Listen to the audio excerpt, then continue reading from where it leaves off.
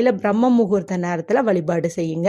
ரெண்டுமே வந்துட்டு அற்புதமான அதிசக்தி வாய்ந்த நேரம் தான். வாராகி எண்ணெய் சிலை வச்சிருந்தீங்கன்னா கண்டிப்பா வந்துட்டு அபிஷேகம் பண்ணுங்க. படம் வச்சிருந்தாலும் அதை நல்லா தொடச்சு மஞ்சள் குங்குமம் இட்டுக்கோங்க. விளக்கு வச்சுதான் வழிபாடு செய்றீங்கனாலும் இந்த விளக்கையும் தூய்மைப்படுத்தி மஞ்சள் குங்குமம் விட்டுக்கோங்க.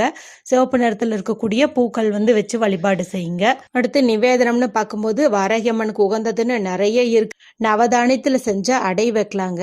கருப்பு உளுந்து, அதாவது தோல் நீக்காத உளுந்து இருக்கு இல்லையா, அதுல செஞ்ச வடை வைக்கலாம். நிறைய மிளகு சேர்த்து சாதாரணமா நீங்க சுடுற வடையை வச்சீங்கனாலும் நல்ல பலனை கொடுக்கும். மேலும் பானகம் வைக்கலாம். அந்த பானகம் பாத்தீங்கன்னா நிறைய சுக்கு சேர்த்து வைங்க. எங்க வீட்டுல எதுவுமே இல்லை அப்படிங்கும்போது ஒரு டம்ளர் தண்ணீரை வச்சு அதுல சிறிதளவு மஞ்சள் தூளை கலந்து கூட நீங்க வைக்கலாம்.